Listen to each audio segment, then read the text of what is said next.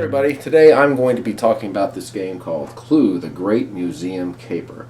Now this game was made in 1991 and it's for 2 to 4 players ages 10 and up.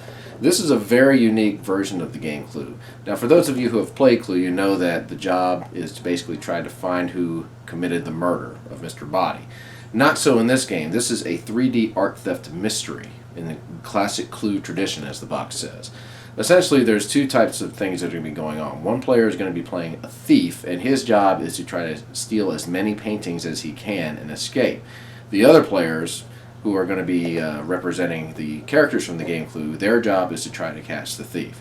This is a pretty unique game, and I'm going to go ahead and show you how to play it right now. First thing I'm going to do is I'm going to explain all these components that are on the board here, and then I'm going to kind of tell you how the game works. Alright, the first thing that you're going to see is that there are 9 paintings on the board here.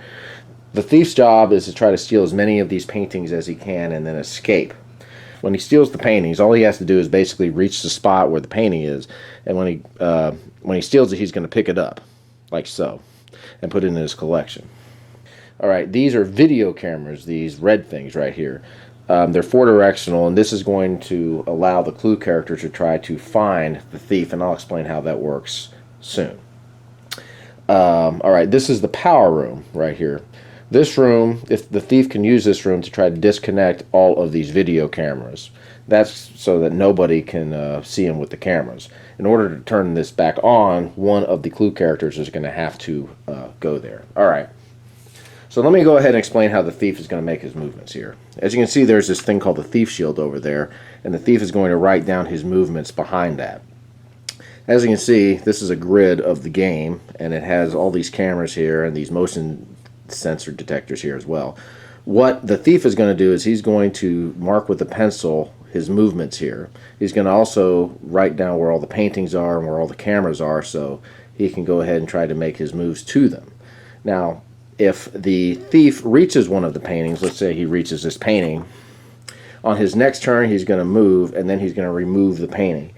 So that is going to kind of give an idea as to where the thief is to all the other characters. But since has made his move after he's stolen the painting, he's not going to be right where the painting was stolen. Okay, so basically the thief is going to make all of his motions in here, and nobody on here is going to really be able to see what he's doing, which makes this game interesting because the characters are going to have to try to find him. He's got to go through one of these windows or doors, and if the lock has an O on it, which means open, he can escape. If it has an L, that means he cannot escape. There's an L right there. So he's going to have to try to find another way out. Now the way the character is going to try to find him is he's going to roll these 2 dice. First of all, this die is going to tell him how much he can move up to the amount of spaces, and this die is going to determine how he is going to be able to ask the thief where he is. Okay, so the first die here, or the first thing here, is the eye. After a Clue character, or before a Clue character makes his move, he can ask the thief a couple of questions. One of the questions he can ask is camera number blank still working? Now the thief can disconnect the cameras by moving over to the space where the camera is and just simply Xing it out on his sheet. So if the camera is working, the thief will have to say yes. And if that's the case, then the Clue character will be able to ask if the camera can see the thief, which means this direction and this direction. So let's say the thief has written that he is in this area right here. The camera is facing him, so then the thief is going to have to say yes. But he's not going to have to reveal what space he is on. And he'll just be able to get a general vicinity as to where he is with the cameras with that particular roll. Now also with this, you can also choose to use your own eyes as a Clue character. What this means is that you can try to see if the thief is in your line of sight. So what's going to happen is, like say, this guy's over here, and he decides to use his eyes to try to find the thief. And let's say the thief is here. And so he says, can my eyes see you? And if the thief says yes, then he's going to place this pawn on the board. This represents him.